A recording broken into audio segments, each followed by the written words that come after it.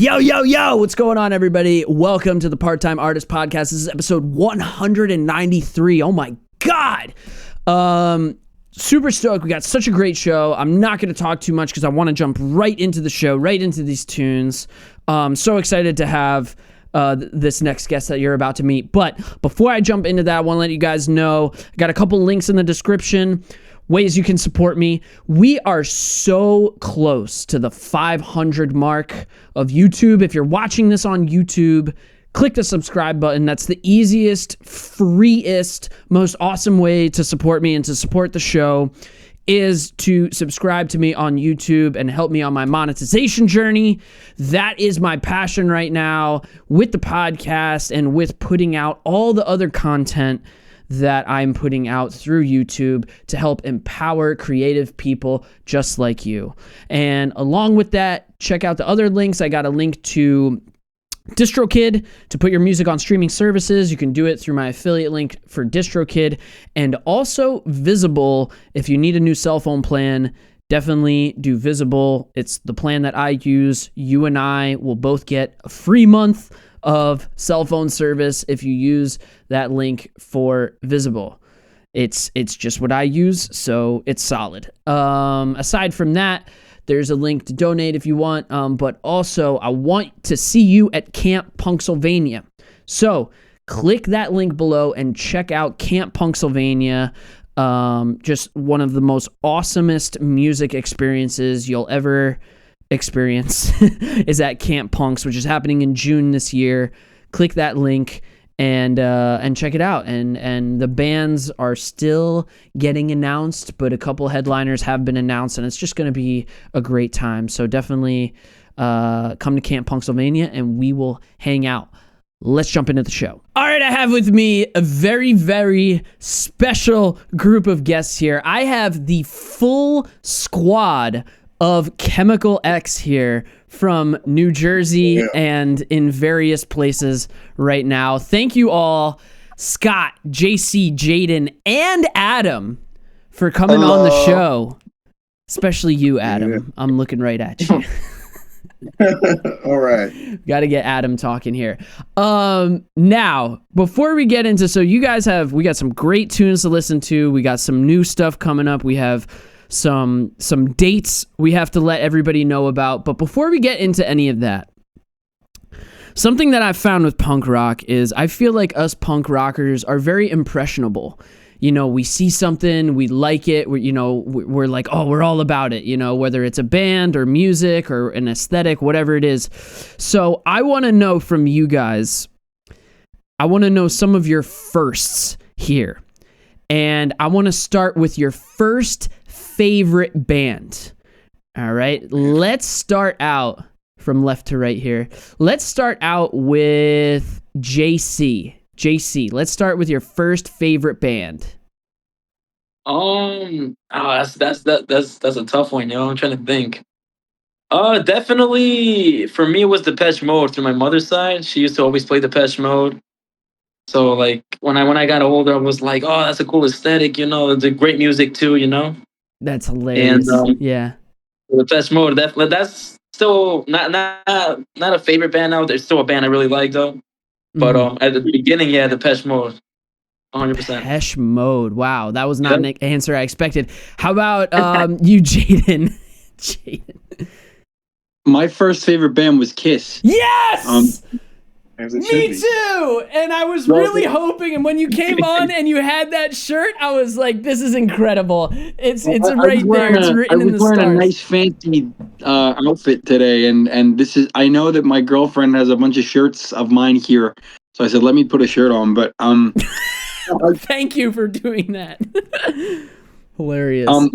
My first favorite band is Kiss, and my reason for saying that is because, like you said, maybe not even just punk rockers, but like I feel like as a musician, when you're younger, you're very impressionable. Yeah. And when I was a little kid, I didn't really know. When I was a kid, I didn't understand how frets on instruments worked. I didn't get it. But I knew that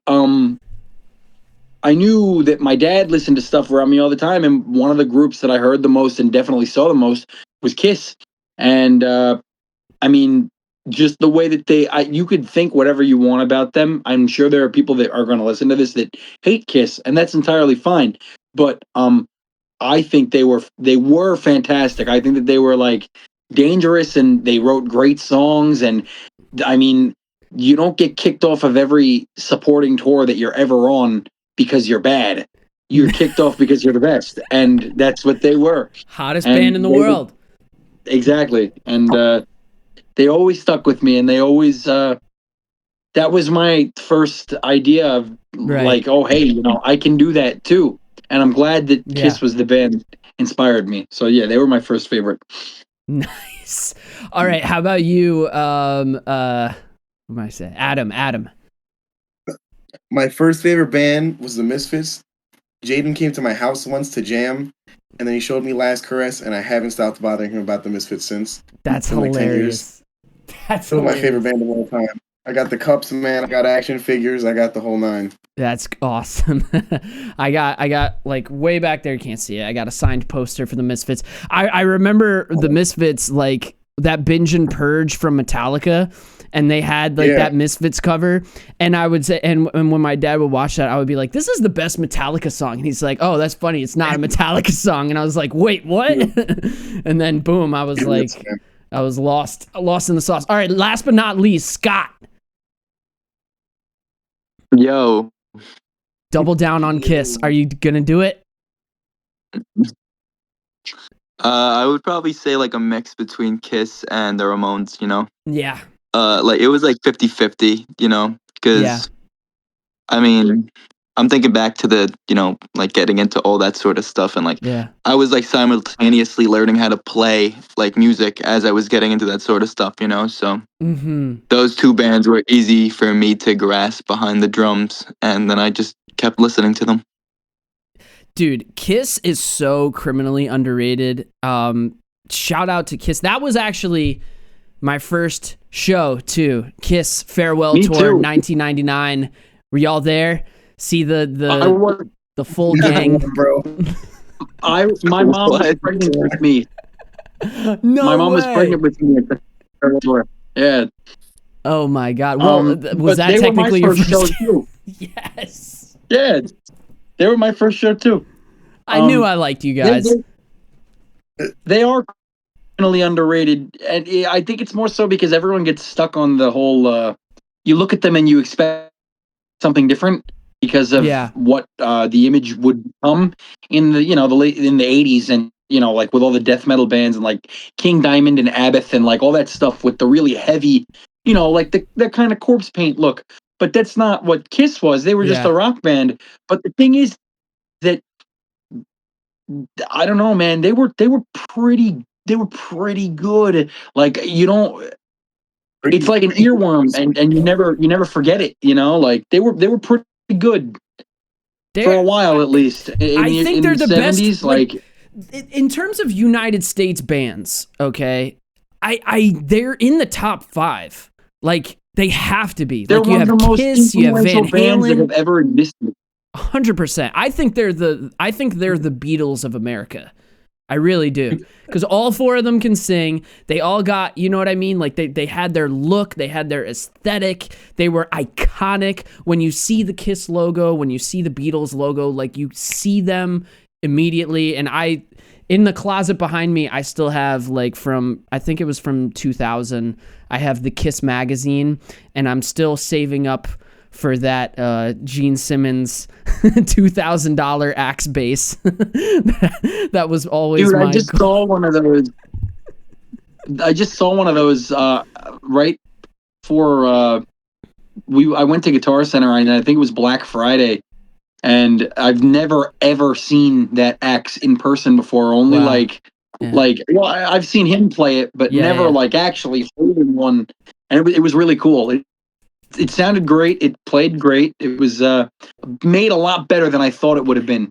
And it was really nice, and I enjoyed every second with it. So now let's transition into, that was your first favorite band. So now let's get into like the first song that you guys learned. All right, let's start with who do I want to start with? Let's start with JC. JC, who plays bass. Right here, yeah. Man, we've been playing music for so long. I don't know if we're gonna be able to remember. Like, I can remember the first song I ever learned. Dude, I was playing some like that, buddy? so like on some funny stuff. Hold on, give me a second, you guys. But let me think about it quick. The first On some funny stuff, the first one, like I think it was definitely a Ramones songs. That much I remember. I think it might have been like Korean Hop. It might have been like Korean Hop or like Bliss Pop, probably. Right. Probably Bliss Pop.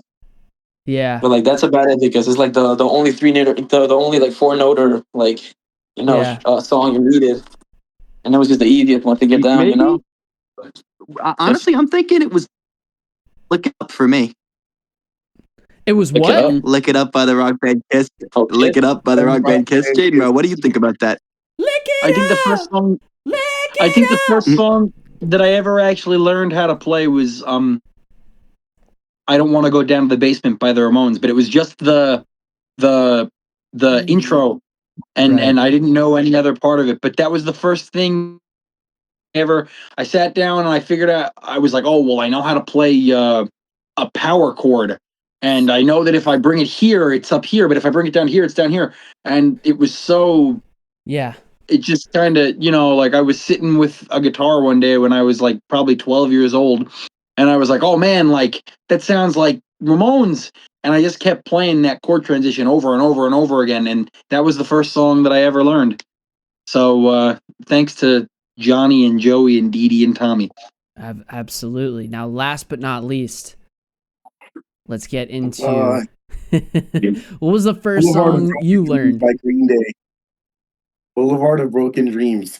Wow. Yeah. What a left. I was like 13. Oh my! Like, did you learn it like singing or? No. I played bass when I got a bass when I was like 13. Uh-huh. And I took lessons, and that was the one song I was like, listen, if I learn this, I can do anything. Yeah. Hey, listen. Sure. When I was a kid, that was one of that exit riff was one of the heaviest things that I've ever heard. It still is. Yeah. When you hear that live, that riff is heavy, and people don't realize how heavy that song actually is. That shit goes hard. You could say whatever you want about what Green Day are now, but like in 2004, when they were in desperate need of a rebranding to kind of, sell more records. I mean, obviously, yes, I know that's not necessarily punk rock. But they were a band that was heard, they were, it's just, that's the music business, like I don't view it as like, oh, that's not punk rock. I just view it as like, they're a band that's writing music to stay afloat, and then they happen to come out with American Idiot. And no matter how overplayed that the album actually is, it's overplayed for a reason. It's great. It's some of the best stuff that they've ever done, and vice versa. It's just a good record, and it's something that you can say whatever you want about it. Like I said, but there are millions of kids all over the world that was what got them into playing music, and that speaks for itself. Yeah. And it still continues to do that for a lot of people because they just toured that whole album again. It's still on the radio. Like there's a whole new generation of kids that are like hearing this shit, and it's doing the same thing. It's pretty wild how things can loop back, especially in those early 2000s. It feels like that's like the 80s of today, which is hilarious. I think, man, this is like going to be such a Misfits Kiss themed show because my first show was Kiss and the first song I learned was Astro Zombies on bass, and that intro was the hardest thing in the world, for me to get. Like when you're first starting, you're just like, oh my God, this is impossible. How do they... Yeah. So funny. Oh, what a great riff. All right. Now you guys hail from, let's get into the hard hitting questions here. Chemical X, you guys hail from New Jersey. So right off the bat, does Central Jersey exist? I'm kidding. We're not going to debate Central Jersey. I'm kidding. But I do want no. The answer is no. Perfect. The answer is no. Done deal. But I do want to talk to you guys about New Jersey a little bit because being in Philly and kind of growing up in New York City, obviously New Jersey is right there in between, and New Jersey has always kind of been this ever-changing thing for me, especially with regards to the music scene. I want to know, and maybe we can give everybody a sense of what that is from you guys, because you guys are in it. A lot of Jersey people end up playing mostly in New York City or mostly in Philly, ironically enough, and that leads me to believe that New Jersey is in an odd place with the music scene. And when I hear people tell me like, oh, you should play in Jersey, it's like New Jersey is like oddly difficult to play in. And I want to know what are your thoughts about the music scene in New Jersey? I'm sorry. I know that I'm sure everybody has a lot of things to say, but I want to get this out now, so I don't have to. This guy was ready to go. Well, it's just because that's it. No, because that's a good question. I think it has more so to do with the fact that I mean, there are states that have had scenes throughout the past 40 years. I mean, California was a hotbed in the 80s for what would become hardcore music today, like that, Sure. that early hardcore punk.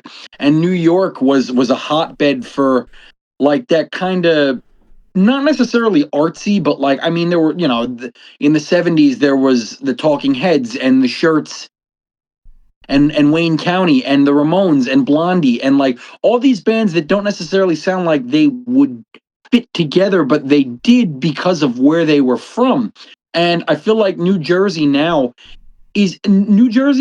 has a really thriving scene. Like there aren't necessarily a ton of venues to play at in New Jersey. It's kind of like a circulating mix between like maybe like 8, 9, or 10 different places. Yeah. But there are so many bands that that's just how it is. And I mean, there's, as much as that stinks, I mean, there are so many bands in New Jersey that are doing their own thing. Like I mean, we're a punk band, and I know you throw out the word punk today, and there's like a negative stigmatism to it. But like, I mean, there's hardcore music in Jersey. There's so much hardcore music that it's being subgenred. Like there's shore style hardcore, and then there's like old head hardcore and D-beat hardcore and like slam music and listen, that's not necessarily my cup of tea, but I think that it's cool that there is such a thriving scene here, and I'm happy that we get to be a part of it because we don't play that many spots in Jersey, but the places that we do play, there's always kids there, there's always people there in general, and everybody's just looking to have a good time. And everybody connects to the music, and that means a lot to me because, like, when I was a kid, all I ever wanted to do was play music in front of people, and now I'm 24 years old, and my dream came true, and I get to go out on the road with my band, whether it's in New Jersey or in Indiana or Chicago or Florida or Georgia, or it doesn't matter where we are. We come from here. And that ideology and the way that we grew up and where I was raised and like the senses of humor and everything, it all just kind of blends into one. And I don't know, I feel like I'm going off on a tangent here, but I think it's a great place to be. Yeah. I really do. I think it's a great place to be. And I feel blessed that I was able to grow up here because it's just a great spot. There's obviously, people, you'll meet fucked up people. Sorry, you'll meet messed up people everywhere you go. But like, that's I don't really view that as an issue. I just view it as like part of growing up. So that's why I like New Jersey and why I think the scene is the way that it is. I mean, I've had people come on this show. Shout out to Bobby Mahoney over there in Brunswick and Asbury that tell me that New Jersey is the greatest place in the world. It's the greatest, has the greatest everything, greatest music scene, greatest food, greatest everything. And then I have people that are just like, man, fucking Jersey sucks. And you know what? I feel like, and I have like a guy, oh man, shout out to Anti-Citizen up there in North Jersey, that they'll tell me that like, yeah, we got a cool little scene here, but like Northeast PA is where the better punk scene is, and the Alternative Gallery and Allentown and things like that. Yeah. So it feels like there's like it's just like this transient ever evolving thing in New Jersey. What would you guys, I'll start with Adam here. What would you guys like to see more of in your scene? Togetherness, because I feel like a lot of time it's a lot of people like, nah, man, we gotta do this because we gotta piss everybody away and we gotta fuck everybody. We got the heaviest and fastest, and that's cool and all. There should always be like a sense of like competition and wanting to be the best, but it gets to a point around here where it's like it borderlines like gang activity, bro. It's crazy because people really not like each other just because another band is good or another band isn't as good. So a lot of people just like more supporting each other rather than like have a knife at each other's throat just because you're another band. Yeah, it turns into like friends of bands supporting bands, and then they won't support another band because X so and so is in this band, and I don't like them because blah blah. And it's like, yeah, there's a lot of toxicity in the New Jersey scene. New Jersey, yeah. New Jersey. I mean, we stay out of it, so we're lucky, but nonetheless. Yeah, we I know. I mean, I have people tell us all the time, or me specifically, like, oh, you know, like you guys are a punk band. Punk is politics. You guys don't ever post anything about politics or your opinions or anything. And my answer to that is simply, I want to be taken seriously. And I'm not saying that if you share your opinions on anything, you're taken less seriously. I think that that's great. I mean, we're all here. We're all allowed to speak our minds and say what we feel. But I don't ever want anybody to have an opinion on me that doesn't have to do with my music. So I would just like to stick to what I know how to do. Right. I don't want to speak about things that I'm not qualified on. And the scene here is great. It's just there's a lot of butting heads, and there's a lot of gatekeeping and people treating others a certain way just because. There's just a lot of backstabbing, yo. Yeah. Like, if it's not in your out right, just backstabbing, you know, like you think someone, and like whatever, it is what it is, you know. Good people come, bad people come, but like it should all be support because like we're all trying to get to the same place, you know. So if we all helped each other out, we can make it so much easier for us to like reach our goals, you know, to like just do what we want to do. But because like everyone wants to be greedy, and there's nothing wrong, like Adam said, to want to be a little better than somebody, right? There's nothing wrong with wanting to, you know, wanting to be your best, not yourself.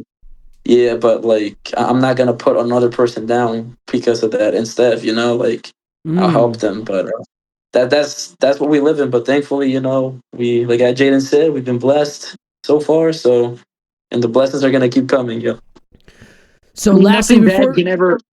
Oh, I'm sorry go ahead. to cut you off. I'm so sorry to cut you off. It's just we live in this age of like cancel culture, and everything that you say is on the record. And like, I mean, nobody can ever say anything bad about you if you don't say anything at all, you know, like, and I know that that's kind of like a wimpy outlook to have on it, but it's just like I said, like, we're a band, we play music. That's our thing. We write music, we play music, we perform. We don't want to be known for anything other than that. Yeah. So, you know, I don't really see the problem with that mindset. And if somebody disagree with me, that's entirely fine. But I just don't think that. I mean, we're a band. Our priority is to write music and play shows and shop our idea to more people that might feel the way we do. And that's just, we want to reconnect with something that doesn't really exist anymore. We want to play shows, and we want to be the fastest, and we want to be the best. And I don't think that there's anything wrong with just keeping to ourselves and doing what we want to do. Yeah, especially in New Jersey, because it is really just such a mixed bag of political ideology. You have like very, very intense stances in New Jersey. especially in the different every corner of the world here. Yeah. And everybody has their own outlook on a certain walk of life, and that's beautiful. That's the way that I was raised. That's the way that I think we were all raised, and that's kind of what makes the scene here so cool. But it's also something that I want to be as involved in as I want to stay away from, because I'm a musician. That's all I am. I'm nothing else. So right. And on that note, let's talk about Chemical X a little bit. This EP that we're gonna hear a few tunes from this EP that's called No High Hopes, No Reserves. I want to go to you, Scott. Scott, what can you tell us about this EP before we get into our first tune here? What I can tell you is that at the time that we recorded that record, like I was pretty confident that that was some of our best stuff. And I still do regard some of that music that we put out back then, because I mean, it wasn't that long ago. It was probably, if I remember correctly, we released it in May 2023, about there, guys, right? Yep. Yeah, so it's coming up at the 2-year mark. And honestly, that was a great record, like Steve Zing from Danzig, and a bunch of other bands, Morning Noise as well. He helped us record and mix and master it. And I think it came out great, Yeah. I mean, of course, I'm biased towards our new stuff that we're about to release on our debut album. Yeah. But what we're about to hear, it's great, and I think back to those times when we wrote the songs and recorded them fondly. So, Yeah. Excellent. That's good. It's always like you always feel like the next album's going to change the world, and the old stuff is like whatever, it's in the past, but like sometimes it is great to just like look back on this stuff and be like, you know what, this really was a moment in time where like this was our best stuff, and it's cool to have that cemented in history with these recordings. So let's get into this EP called No High Hopes, No Reserves. This is the first tune. This tune is called Rotten. Check it out.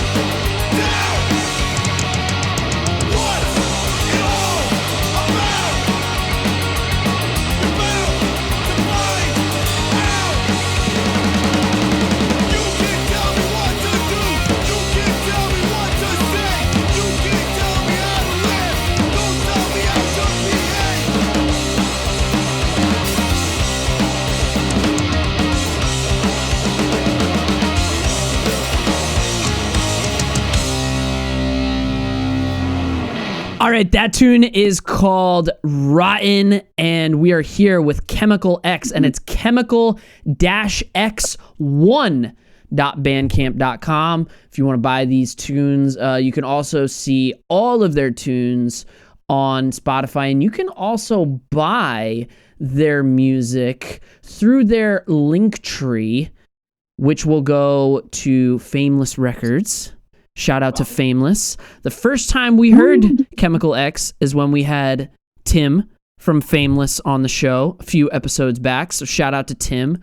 What an awesome dude. Shout out to Tim. Future label mates. Yes. Future label mates through Fameless. Chemical X and I. Now, let's talk about, before we talk about what you guys have coming up in the future, let's talk about something that is going to be a little bit of a theme for me on my YouTube channel, and I have some videos that are in the works coming out, is the ideas behind success as an artist. This is like kind of a theme for me going on right now. And I'm excited to talk to you guys because you guys just came off of a little while ago a pretty big tour, and you've been coming out with music consistently, whether it's singles, EPs, vinyls, cassettes, all of these cool things that you guys have been putting out. And I want to know from you guys, like what your ideas are around success with regards to you as an artist, but also with regards to this band. Let's start with JC. JC, what are your ideas behind being like a successful musician? Do you feel like your last tour was a success? Do you feel like releasing this EP was a success? What does success mean to you? I mean, definitely. You know what success? I think a success to me has like the definition, at least in this like a field of music, has changed a lot because obviously everybody thinks about money and stuff like that, or just being like, you know what, one day I'm gonna play MSG, which there's nothing wrong with wanting big, right? Strive for it. But like seeing people, like it happened to me at one specific show. When I think Dingbaz. Well, we played Raid, and like I just saw all those people, like it's almost like they felt connected with the song. So I think just to be able to connect with somebody through music, that to me is already like success. That like if you had a bad day and then you're like, okay, but I'm gonna go to the Chemical X show. It's gonna be a good time. And I know that sounds a little, but perfect. I see that, and I feel happy because I'm like, you know what, like our music, all of us, it makes me proud that people connect with it. It is like, that's our work and people are connecting with it. That's how much more proud can you feel about that? Just your work being recognized. That to me alone is success. Yeah, because you're being of service to people too. It's like people are like using your music, your art, your creation to help them in some kind of way. Let's go to Adam. How do you feel, Adam? How do you feel like the last tour was? Would you call it a success? I'd call it a success, just because we got out there and, we played and people dug it. And whether it's a small tour of, Connecticut, Philly, all those states, whatever, or like going complete haywire and going across. If one person or two people can like come to the show and be like, dude, that was fucking neat. Yeah. That's a success for me, man. Like that's all that matters. Just putting out a product you're confident in and then going out and seeing people like validate that. Like, oh, okay, it's cool. All right, cool. So with that in mind, now when we go to this next tour that we have coming up, we have a couple tours that we have on the horizon. I'll go to Jaden. Jaden, what is your gonna be like? Are you gonna carry the same kind of perspective into this next tour, where like as long as a couple people come, this is a success, or do you feel like your expectations or goals are higher or lower or what?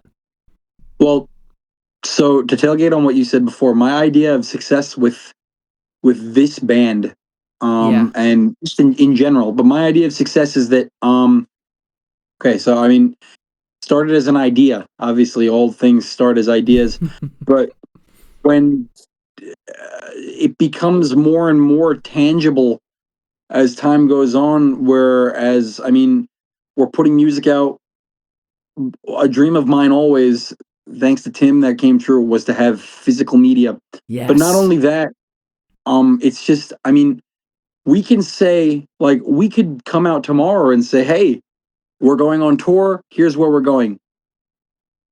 And we would have at least one person from one of those states hit us up and be like, oh my God, I can't believe you guys are coming. I can't wait to see you guys. Right. That to me is success, because this was an idea that started in my attic when I was 20 years old, and I always wanted to be a touring musician.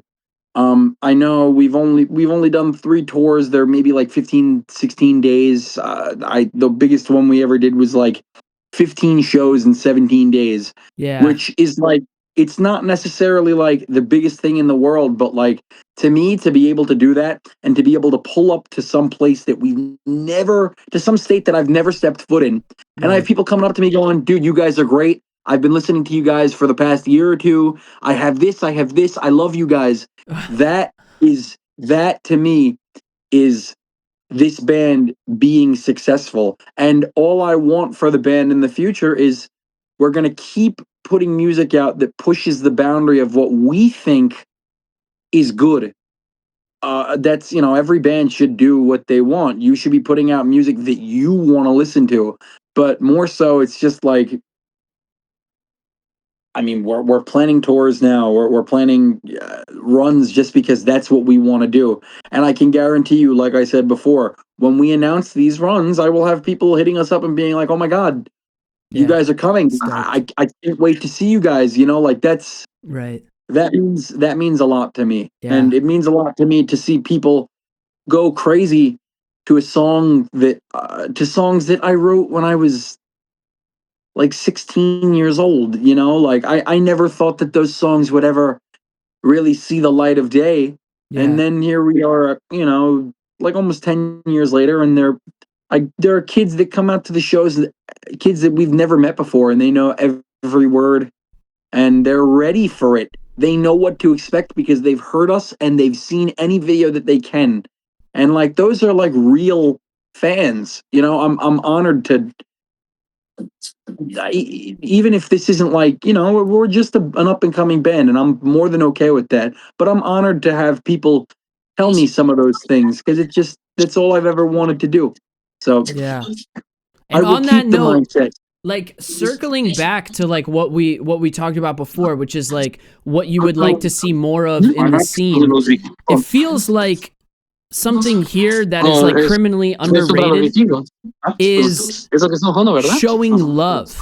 You know what I mean? I see you're not muted. JC, mute it. I'm sorry, Roger. JC's in the meeting. My bad. Hilarious. Classic. Say that again. But I think what needs to be expressed here, especially within the punk community, like just showing each other fucking love. You know what I mean? Like not just going out for a smoke when the next band is on, not just, saying great set, dude. Like actually take the time to like listen to shit. Actually like, that was something before we played together. Like something that I did was like, I listened to the bands I was about to play with. And I think this is like something we get so tunnel visioned on our performance, on our tour and things like that. But like really every show we play is like one big networking event with the other bands, with the people that come. Like, I think showing love is one of the most underrated things. And I think especially amongst guys, we are so awful at giving each other compliments. Men have to be the why that is though. Because any type of like vulnerability is just so hard for us. The programming that we go through is like bullshit. And I was just talking to my dad like about all the toxicity in sports, because he was like, some hockey coach said something fucked up to my brother. My brother's a hockey player. Some hockey coach said something like fucked up to him. And I was just like, and it's just so casual that there's these just casual toxic moments between like guys. And I think like within the music scene, especially within the punk scene, I think that's something that is like criminally underrated. And I think showing each other love is definitely one of the things that in 2025, let's fucking do that, man. Let's watch each other. Let's listen. Let's be present with one another. Let's get off the fucking phone, and let's actually like take life more seriously. And on that note, what you guys have coming up, let's talk about this album, this release you have coming up, Days of Hate, just coming out 2/22, almost a little, just shy of a month away here, a little over a month away here. We're gonna go back to Scott. Scott, what can you tell us about this album that you have coming up, and how excited are you for this album? I can tell you that it's the best material we've ever written. Of course, you know, say that about every release, but this is our first song. It's our debut record, and I mean, it's got a little bit of everything on there. It's got fast melodic tunes. It's got slow heavy tunes. You know, like, and I don't know. I mean, it's our first full length as a band, and I've had very high hopes for it. And, you know, I'm proud of how I performed on the record.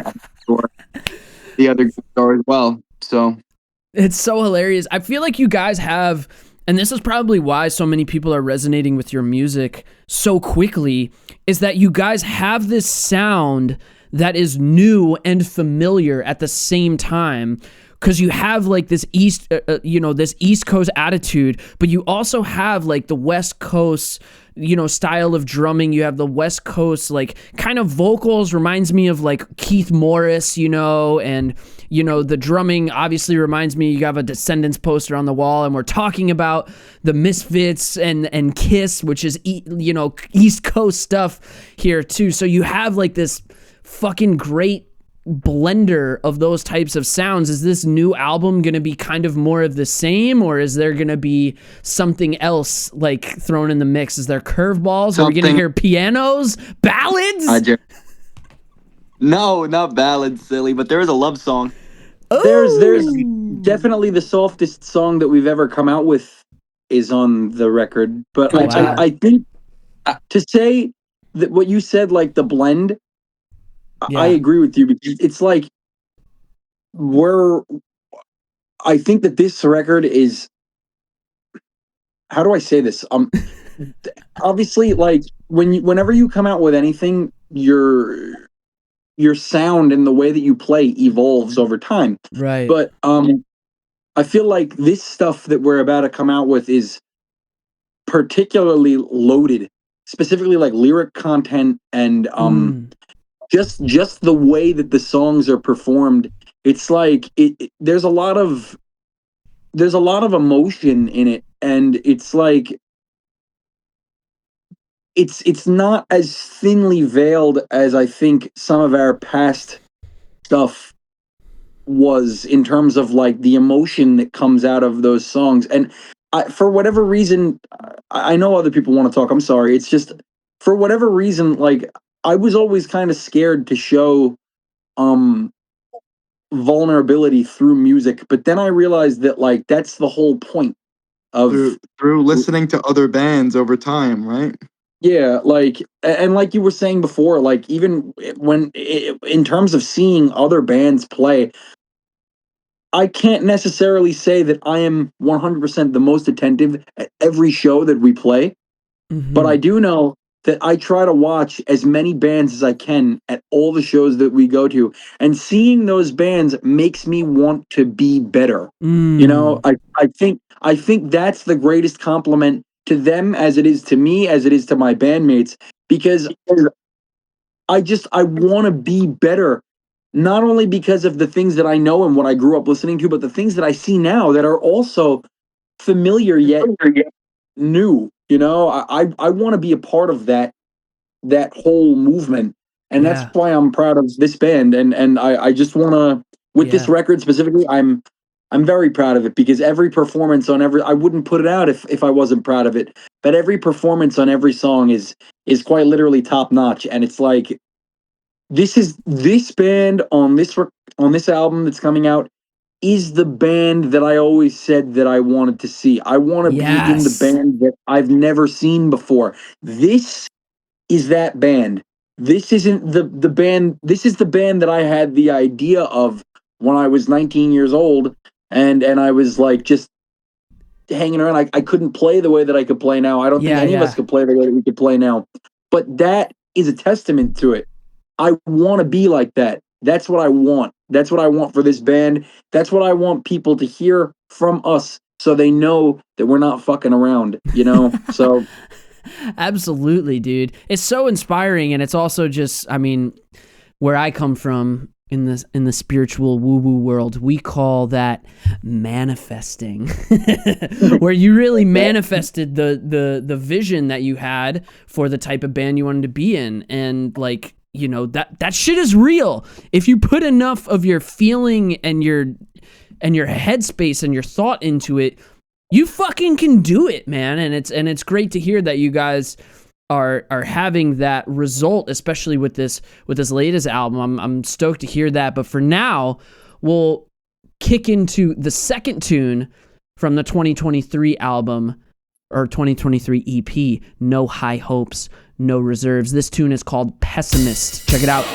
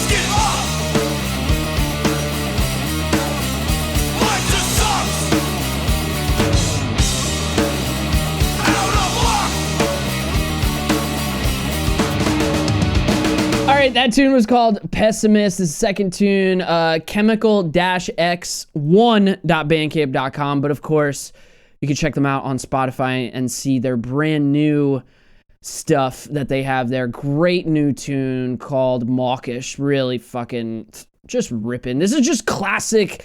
It's just new classic punk, which is exactly what we need. It's what we need. Now, we touched on this earlier. And the last thing I want to ask you guys is about your vision for the future.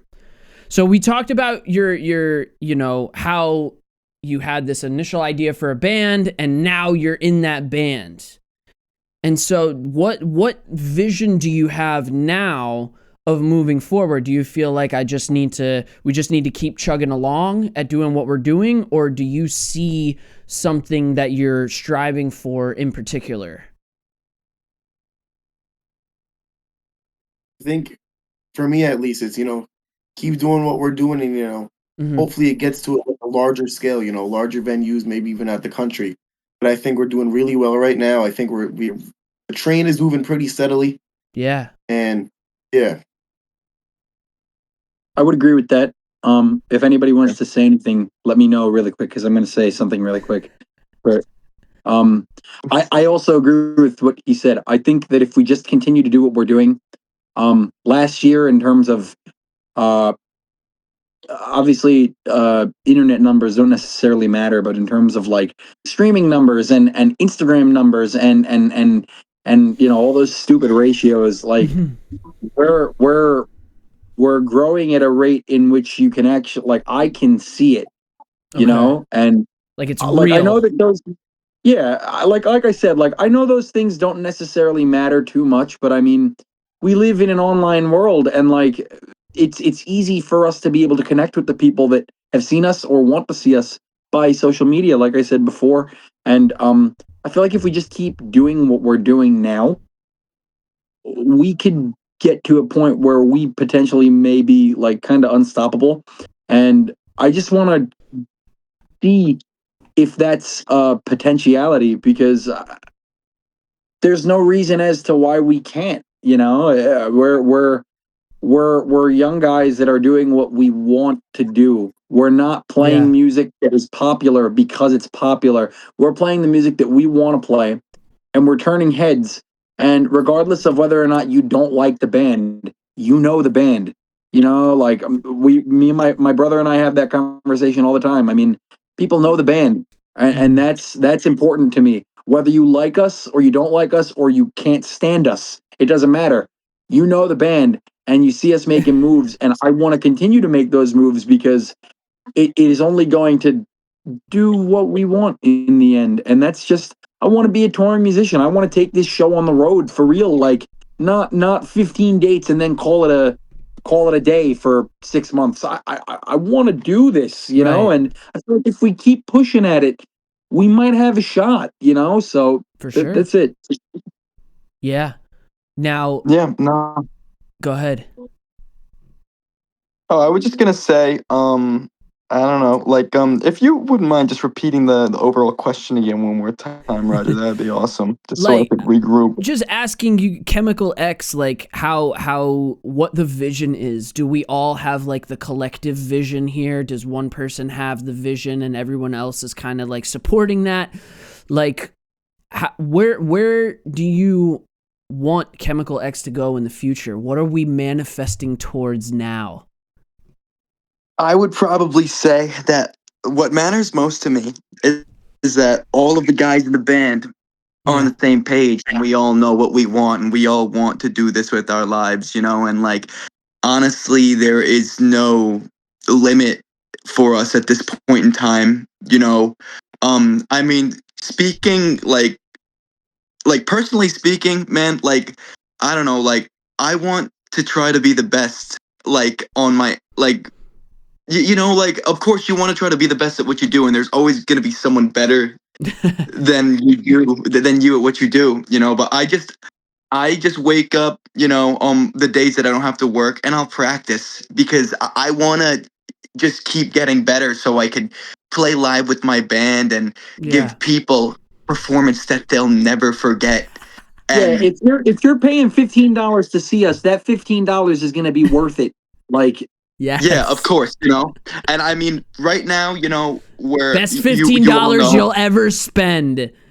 Maybe not. Yes, ever. The best $15. You're going to be happy because that $15 was worth it, because we put on a show and we always try to. Yeah, and that's what I think helps us stand apart from other bands, is that we, like, I don't know. All I know for sure is that we're going to do a tour of the U.S., and then we're going to get out of the country, and we're going to keep touring, and we're not going to stop, and we're going to keep releasing music. And, like, I really don't see anything limiting us at this point in time, personally speaking. Mm-hmm. I mean, like, like, I mean, we're all putting in the work. We're trying to become better musicians, and I don't know, like how Jaden said, when we started this band, like, I mean, I'm 22 now. I was 18, and like, I would play fast beats and I would muscle through it. And it would not be good for me, like my body. But now I'm at a point where, like, I've taken the time to put in the work and practice to learn the proper techniques to play the music that we want to play. And, I just feel very confident, and I feel confident playing with my brothers. And, like, we would be nothing without each other, like, you could be the best musician in the world, but, like, this band is my vehicle, to do what I want to do. So yeah, it sounds like too, it's not just about like, oh, I want to be the best band or I want to be the best drummer. It's like you want to be the best version of you so that Chemical X can be the best version of Chemical X. It just feels like the trajectory, because practice, that's what practice does. And it feels like, you know, you guys fucking practice. It's evident that you guys fucking practice. All right. And when you guys see Chemical X on the road this February, March, and in May for the longer run, you're going to see it. You're going to see how tight this shit is. And the last question I want to ask, I'll throw it to you, JC. What advice could you give some punk kids that want to be in the type of band that you're in? What do you think they should start doing? Stop. Wait, let me think this through. 1 second. think it through. Or maybe like a band that is like just starting out, you know, and they see where you guys are at and touring and putting out albums and shit. I know what to say. I feel people underestimate. I'm sorry. I feel people overestimate what they can do in 5 years. You know, people are like, "Oh yeah, by 5 years it's gonna happen. I'm gonna be doing all these big things." But you overestimate that, but you underestimate how much you can do in 15, 20 years. But like, you haven't been around long enough. So, you know, take your time. It's going to take time. It's not like, I feel a lot of bands nowadays quit like they like in like a month, 2, 3, 4, 5 months. They'll be like, dude, we're not, we suck, you know? Yeah. Like, nothing's happening, and then they'll quit. And it's like, I mean, we're just about 4 years now, I think. Mm-hmm. Or something. I might be a little off, but even now, like sometimes I'm like, damn, we got ways to go, and we do. I mean, you're never gonna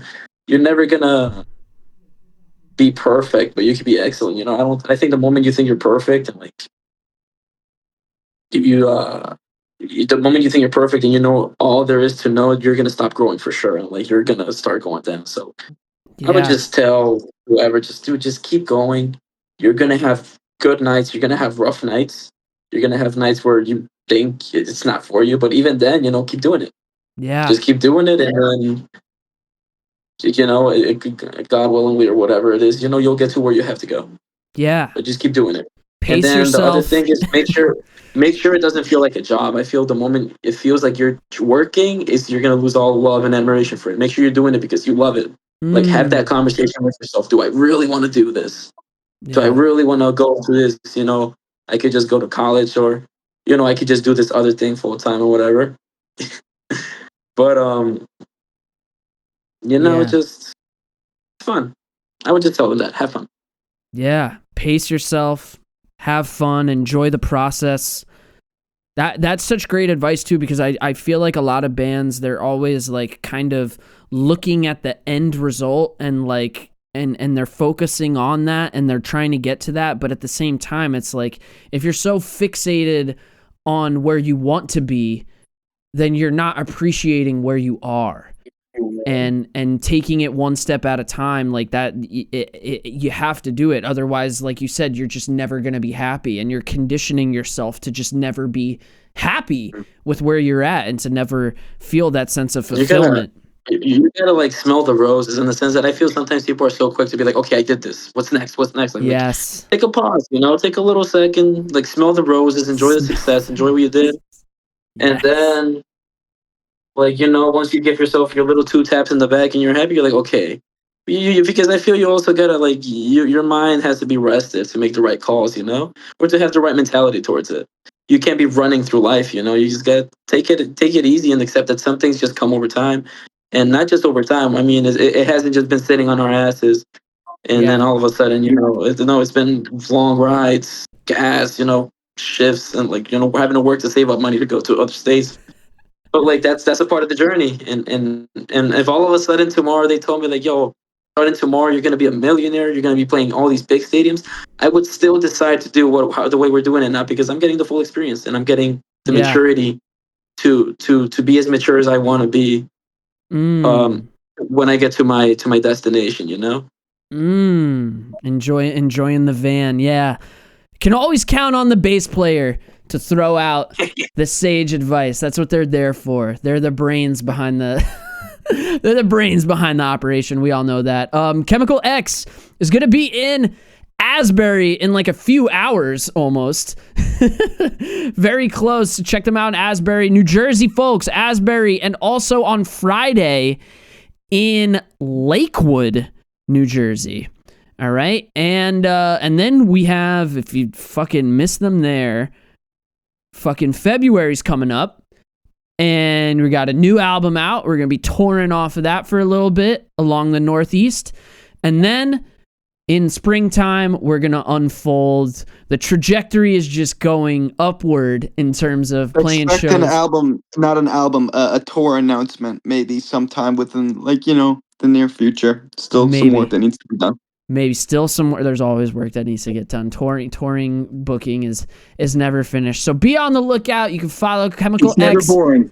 It's never boring. Touring. Chemical X NJ is the Instagram. Thank you for having us, Roger. Yes. Thanks for having us, Scott, JC, Jaden, yes, bro. Adam, the Chemical X brothers here, label mates, label brothers, blood brothers, whatever we want to call it. Awesome to hear from you guys. Something like that. Okay. Yes, and for all of us, Sour Powerade, thank you guys for tuning in. This last tune is called Hard for Cash. Rip on, everybody, stay creative.